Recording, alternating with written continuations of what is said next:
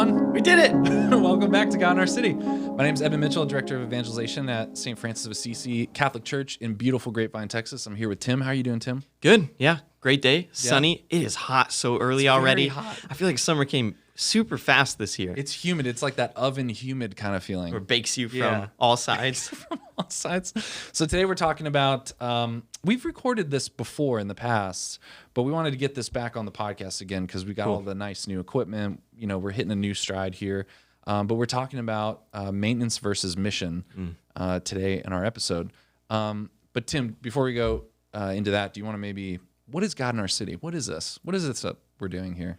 Yeah, so this is a podcast. You can watch it or listen to it, or but it really is to kind of empower and get this message out that we as a parish here in Grapevine at St. Francis of Assisi Catholic Church, we are striving to be a church of missionary disciples, and that it's all of us are called into that mission, right, to make missionary disciples. And so each of us have a mission in our city here, and God is at work and has a plan for not just us as a parish, but for our whole city. And so, it's just a great place to have those kind of conversations about where we're headed as a parish, what God is doing in our lives. That's kind of what we're doing here. Yeah, that's good. I think a lot of parishes, a lot of organizations maybe don't realize that they're maybe in maintenance mode instead of a mission mode. And really a lot of problems, we'll say, in the church or just issues that we're facing as a society, I guess, oftentimes come back to a lack of vision or mission.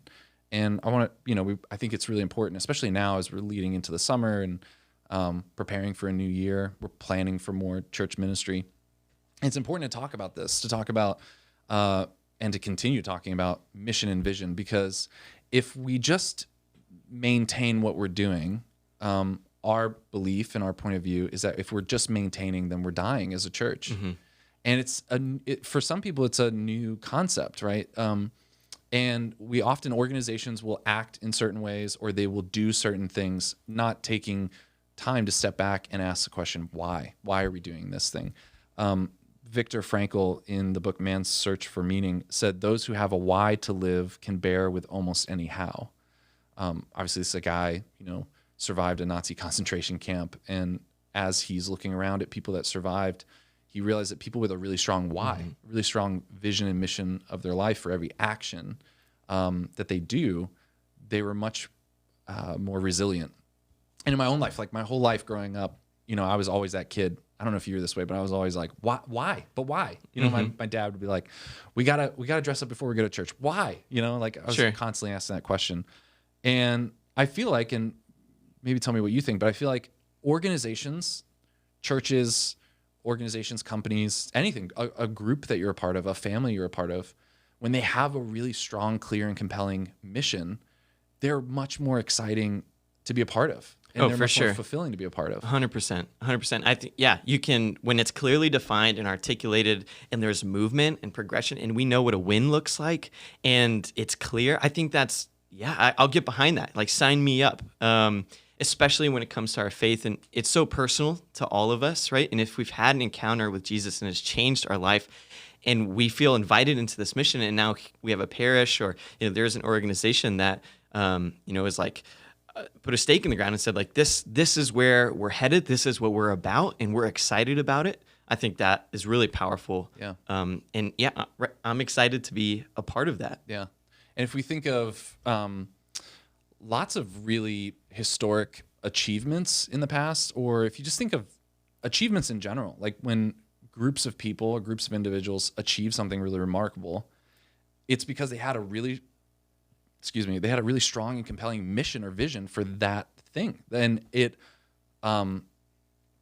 connected everyone, it unified everyone, it mobilizes everyone, it empowers people to make decisions apart from maybe the main leader too. That's another really strong part of a clear and compelling vision, is everyone feels now empowered to make decisions because they understand what the main goal is. So here are some examples, right? So in sports, like, what's the clear and compelling mission or vision of a sports team? Oh, yeah, that was rhetorical. That was a softball. That was a softball. Oh, nice. Yeah, like, to win, victory, Yeah. right? We want to Yeah. crush it. We're going Yeah. to be champions, Yeah. And when you're on the field and like play is in, or the ball's in motion, you're responsible for making decisions that help accomplish that mission. Get us closer to the win. Exactly. Yeah. And so you're empowered to do that because everyone's on the same team. Here's another one, Catholic Relief Services. When I was looking at their website, their kind of mission, as I perceived it, was helping the world's poorest. And like, imagine, I mean, another thing that a really clear and compelling mission and vision does is it attracts people who want to buy into that, who are passionate about that. If Catholic Relief Services was just doing a bunch of random acts of charity, it might be a little bit harder to see, how do I fit into this? What type of people do you need? What type of volunteers do you need? What type of support do you need? What type of things do you do? But when Catholic Relief Services says, we're helping the world's poorest, I get a clear picture. And if I'm the type of person that feels really mobilized by that mission and vision, I'm much more likely to jump in. Sure. Yeah, I love that. I love that. It's also like, it's global, it's meaningful, it's the poor. So there's an extreme there, and it's like we're all doing this together, and it's clear. So I think that's contributes to what makes it so exciting, and makes me want to be a part of that. Yeah, one of my favorite stories around mission and vision is the story of President John F. Kennedy, who comes out to this crowd of people to make a presidential announcement or something. And he just announces, we're going to put a man on the moon. And I think I don't think there was much conversation with anyone else about this. He just kind of, from what I remember, is like, he just kind of came up with this idea in a way and just kind of went with it. And you can see all the guys with like pocket protectors and pencils kind of like, what? We're going to do what? But he mobilized a group of people, and that was the clear goal. We're going to put a man on the moon. And I remember hearing a story of, it was either President Kennedy or someone else was visiting the NASA facility, and there was a janitor sweeping or doing some type of maintenance. And this guy that was visiting asked the janitor, and obviously maybe this is just myth, but this guy was asking the janitor, so what's your position here? What do you do? And he said, I'm helping put a man on the moon. That's incredible. It's such an amazingly powerful thing where a very clear mission and vision can trickle down to everyone. Everyone feels empowered because everyone knows that their small part helps put a man on the moon.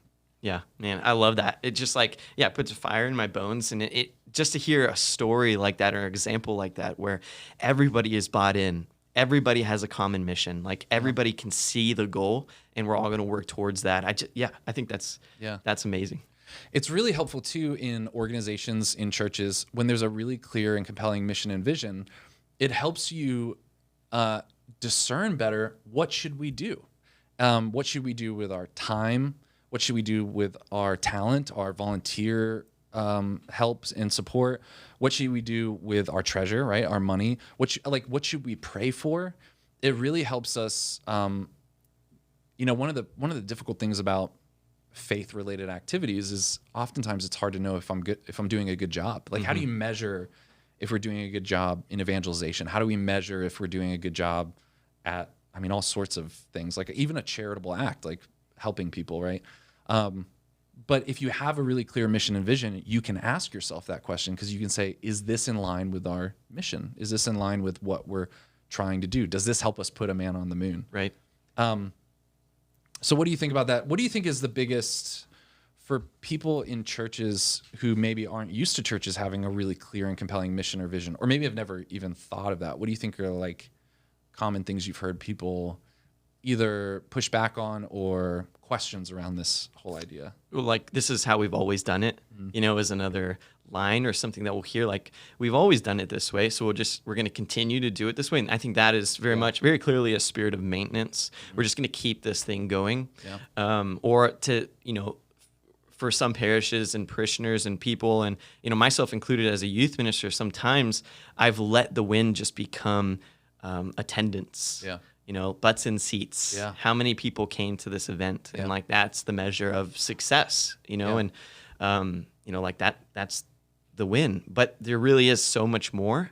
We're building a church of missionary disciples, and so we need a better way to measure success, a clearer win. So those are two things that come to mind right away. Yeah, it's interesting. You know, any question around church-related activities really it implies some type of why. Like like if a parent comes up to you and says, "How many kids are coming to the youth ministry program?" It implies a certain type of like idea in their head of what the purpose of youth ministry is. Get as many as you can in one room. Yeah. Or if someone says, you know, was the barbecue cook-off successful? Like what, you know, one person might say yes and one person say no. That implies a deeper conversation about what was the purpose of it to begin with. The same thing with any Catholic church. Are we a successful Catholic church in Grapevine? The first question is, why have a Catholic church in Grapevine, right? For sure. Like the mission question is always implied, whether we think about it or not. If a volunteer feels passionately that a certain program or activity should happen, the underlying question is, why even do it to begin with? One thing I hear often, and I think everyone to some extent, I mean, I know I've said this before, sometimes we fall back on, well, it's a good thing to do, right? It's like, why should we do this thing? Well, it's good to have. Why not? Why not? Yeah, it's good to have. And if we're having more conversations about mission and vision, it allows us not to die. What is it? Good is the enemy of great. To not fall into that trap of doing a million good things, but not really doing anything extremely excellent or great. Right? Yeah, sure. I love that. So what is, if, you know, JFK said, let's put a man on the moon. What is our church's mission? Like, what would you say if someone asked you, okay, well, I want to be on board, but how would you articulate our church's mission? Why does our church exist? What would you say? Obviously, there's a lot of different ways we've said this in the past. But just off the top of your head, how would you do it? Put you on the spot. Sure. Yeah. To build a church of missionary disciples.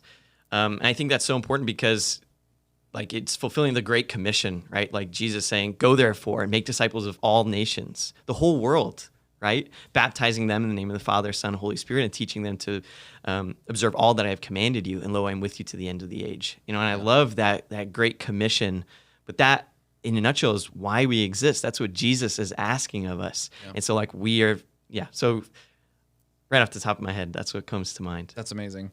So, I mean, there's a lot of different ways that organizations or, you know, strategists and in companies, there's, you know, some of these terms get flipped around a lot. Is vision one thing or mission another thing? And, you know, just the way we've come to understand it or the way we use those terms is that vision is what our vision for the future. And then mission is our why. Like mission is we're set on mission to do this. We have a vision of it accomplishing this thing. And we would say, you know, one question I've had before is like, well, the mission is to make mission people. Sure. So isn't that circular, right? Right. But our mission is to build missionary disciples because we have a vision for our parish, that our parish exists. Jesus wants every single person to become part of his family of God, the church.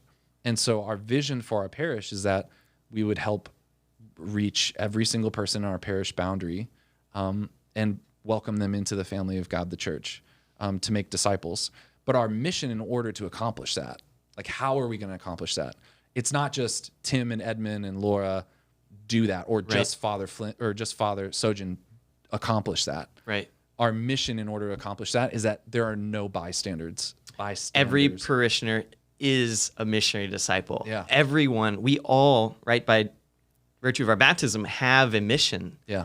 And so, our mission to reach everyone and to make everyone disciples, to bring God into our city and to the world, to make disciples of all nations, is to build a church of missionary disciples. Yeah. You know, and I think this is a great time to mention, right, that, and I always sometimes get this backwards, but it makes sense. So correct me if I fall on my face here, but like, it's not so much that our church has a mission, but that God's mission has a church. Yes. Yeah. Right? Yeah. And I think that's so beautiful. Like, we are here to accomplish this mission that God has for us. Yeah. Yeah. You know, our goal is not for, you know, Father does not want to just hire staff members to accomplish evangelization on their own. Like, Father doesn't want to just hire, you know, celebrity evangelists or celebrity apologists, because there is no one that knows, you know, if you're listening to this and you have kids, there's no one that knows your kids better than you. And God has a plan for you to participate in the salvation of your kids' souls, like helping them understand, helping them become familiar with God, you know, and have faith in him and follow him as a disciple. So there's not just a few people at the church that are called to do that. We're all called to do that. And our mission as a church is to call people into that mission, to empower not just disciples, but missionary disciples, not just people who pray in private, but people who feel empowered to go out and help others experience that encounter with Jesus Christ. For sure. There's a story that comes to mind. At my previous parish, we had this young man on staff. He helped, especially in the summertime. He was on our, just like facilities and maintenance team and that sort of thing. And he was cleaning part of the church, right? And then a family came in to pray, and they're kind of new to the area, and he didn't. Anyway, they approached him about like the faith and Jesus and the Catholic Church, and he was nervous in the situation about how to share. And he came to the parish office and just said, "Hey, can you guys come help me?" And my supervisor at the time, he said, "You are the perfect person to share that with them. Like, you know us, you know the faith. I know you. You're a disciple. Like, just go in there and share, the good news with them, and have a spirit of invitation." And he did. And that example really stayed with me, because it's not just for people on staff or like all of us. If somebody comes to ask about the faith, or ask for a reason for our hope or why we do what we do, each of us kind of bear that responsibility to share. Yeah. It's not just the paid people in the staff or who are in our department as the Department of Evangelization and Catechesis. Yeah. Yeah, it's beautiful that, we have this concept some people might have heard of where like no sin is private. Like St. Paul talks about, we're all the body of Christ. And if one member suffers, like we all suffer. It's really interesting to think, like, if I commit a private sin, I'm hurting my brothers and sisters in Christ. Like I'm hurting the body. Not necessarily in like a aggressive way, sure, but I'm hurting in the sense of, if my son is struggling with alcoholism, like I participate, or I feel that struggle, But the opposite is also true. Like no one is saved, or no one is brought into a life-changing encounter with Jesus Christ just for themselves. And there's so many stories in the Bible of people being healed and then going and telling others, about that. Because Jesus always uses that good to share that invitation with others. Pope Francis says, there's no amount of training, there's not an extensive amount of training required to go to someone else and tell them what God did for you, So that's really a powerful part of all of this, is that we're all called on mission. And in order for us to accomplish this, like we have to go out. We all have to go out. So that's our mission here at St. Francis. Like every single thing that we're doing, and part of what I love about this podcast is us kind of showing people behind the curtain. Like all the conversations we're having as a staff are like, how is this helping us build a church of missionary disciples? How is this helping us empower people to be missionary disciples? How is it? I mean, our vision is that everyone first would have an encounter with Jesus Christ and be welcomed into a personal relationship with him. But in order to do that, how are we calling people into that mission and sharing it with others? And what a good friend, Tim Glemkowski, wrote a book. Oh man, I forget the name. It's called, I forget the book, but it's something about transforming, building a missionary parish or something like that. But in this book, sorry, Tim, in this book, he talks about a few different types of churches. He said, every church is one of these different types. There's a declining church, so you're losing members. There's a maintaining church where things kind of are maintaining. And then there's a swelling church. Wow. So a swelling church is where, lots of people might be moving into an area and the church is just swelling, not because of fruitfulness, like spiritual fruitfulness, just because, I don't know, maybe the director of evangelization's extremely attractive and smart. Right? So there's swelling parishes, there's maintaining parishes, there's declining parishes. There's a fourth type of parish. There's a type of parish that is authentically growing through fruitfulness, through people responding to not just God's call to a relationship with him, but responding to that missionary call. And so therefore, it just creates this groundswell of more and more people are entering into a transforming encounter with Jesus Christ, but then they're going out and doing more. what's interesting is when he describes it, he says there's a mission-minded parish and there's a maintenance-minded parish. And he said the first three, declining, maintaining, or swelling, are all the result of a maintenance mindset. That when you just are maintaining the status quo, when you're just, like you said, doing it because we always did it this way, when you're not asking those hard questions of why would we do this? Why does this get put in the bulletin? Why does our website look this way? Right. If you're not asking those questions, you're in maintenance mode.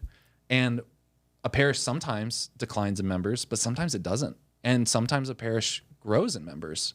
But that doesn't mean that they've articulated their why and are Exactly. trying to be a parish of mission. Exactly. There's so many reasons why parish, membership can go up or down. I mean, it could be a different pastor. It could be DFW is just exploding. People are moving in here in droves. So it's really, really important for us to ask ourselves, are we, as a parishioner, as a staff member, and as a church, are we more maintenance-minded or mission-minded?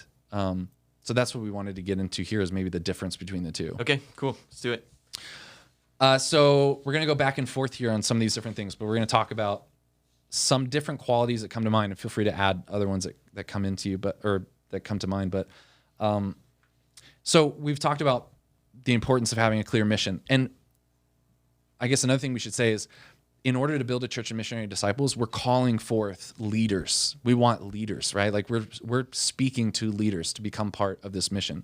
And so if you feel called to be more of a mission-minded leader, we want to empower you and give you more opportunity and encourage you. And maybe this kind of describes you, or maybe this is how you want to be. But mission-minded leaders will change the world, and they'll change our church, and they'll change our city.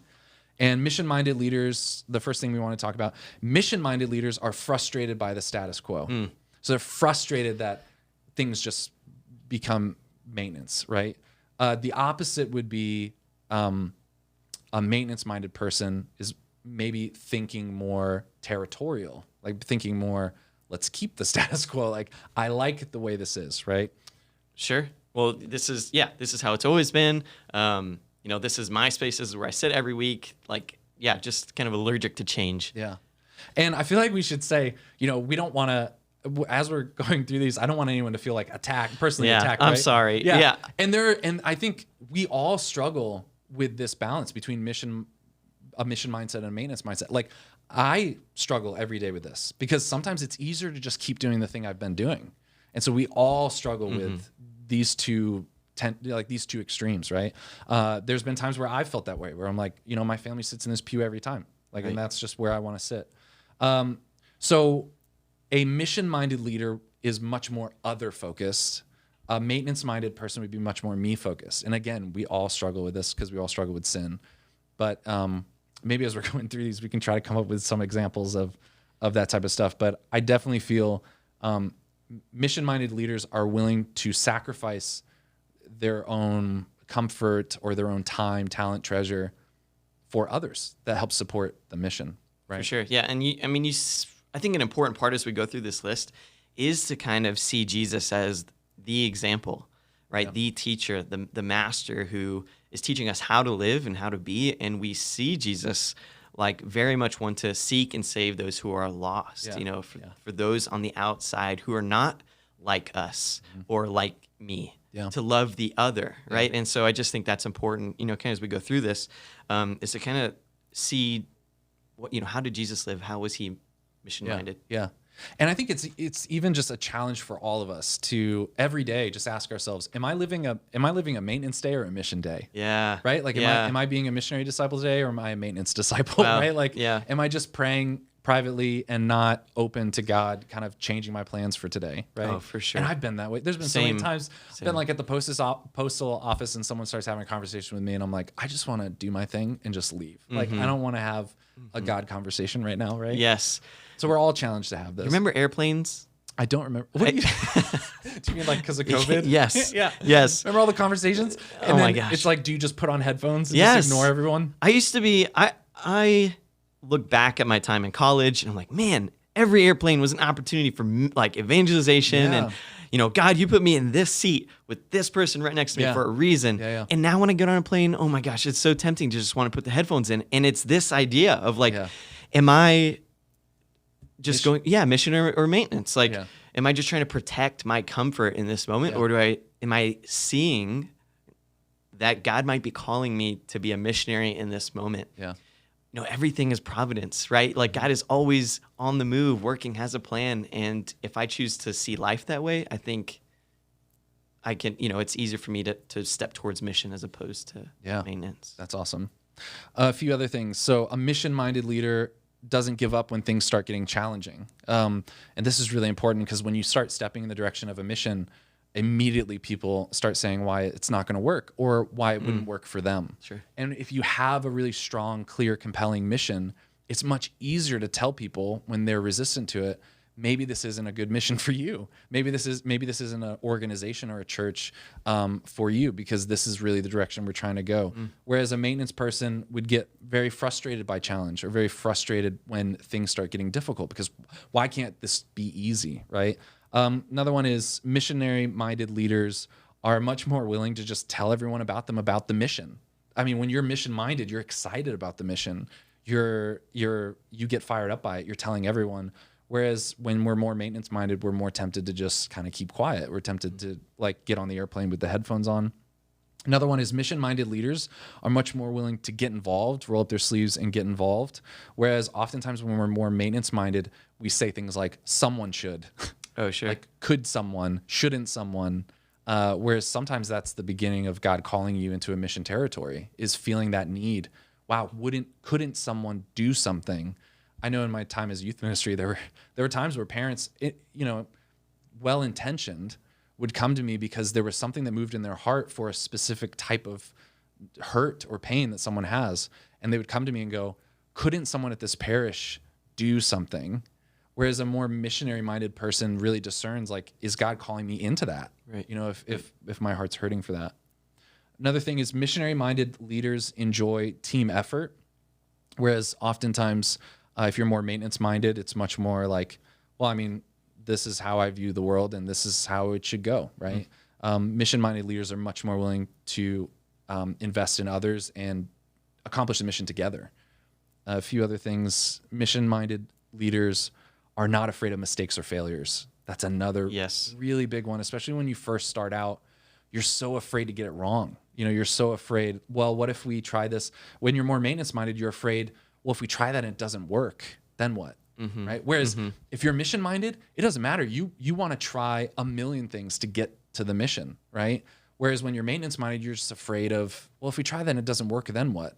Right. Whereas a mission-minded person says, well, if we try and it doesn't work, we figured out one way that it doesn't work. Yeah. And like failure, like we're learning, right? And every time we risk it, or we try a new thing, or we're innovative, like we're learning. It's educational. Yeah.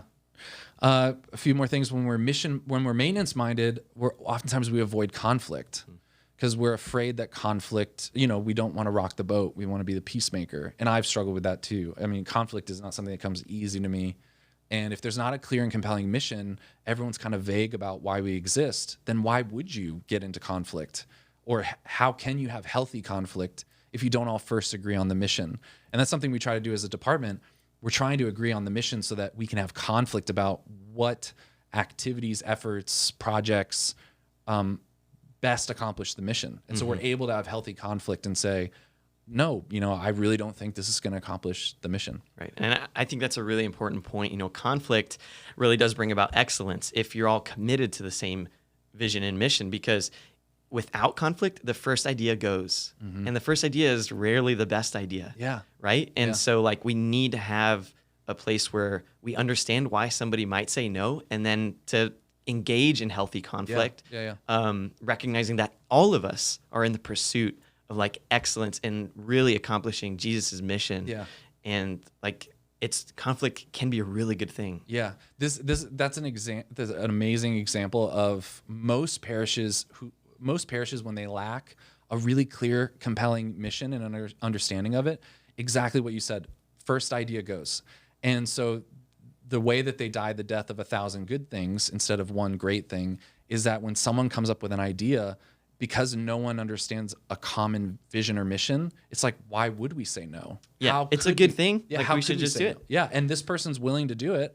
A parishioner steps up because they're seeing a need and they're willing to do it. and there's no clear mission to even analyze or have conflict about what we do. So we end up doing a lot of really good things because someone raised their hand and no one had any room to have a discussion about the purpose of it.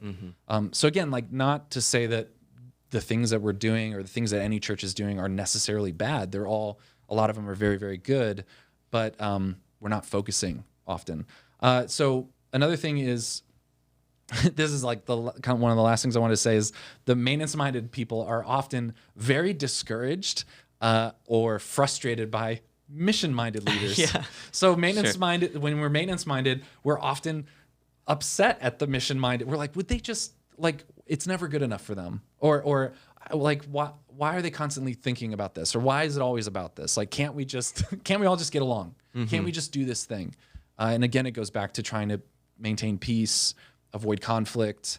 Much more oftentimes we're tempted to, well, this is my pew, and this would cost something for me. Do you find that that's the case? Like, maintenance-minded and missionary-minded leaders get on each other's nerves? Yes, I think that tension is so hard sometimes to like navigate and find. Yeah, just it's tricky. It's tricky, but I think the Lord is calling us, right, to that mission-mindedness and charity and love. And I don't want this to become a conversation about like us and them, or us against them, or like there's the mission people and the maintenance people. Like, it's not about that. It's just us and us trying to accomplish the mission of Jesus. But like, we're, myself included, every day are tempted to just try to maintain that status quo. Yeah. But when you, again, bringing it back to Jesus, when I read him in the scriptures, like when he speaks to Pharisees or those who are trying to maintain the status quo or to do things the way it's just been done for a while, to not, like rock the boat. Yeah. Jesus confronts. Jesus speaks up, and he's bold, and sometimes it was uncomfortable, but Jesus isn't afraid of that conflict because there's a mission. Yeah.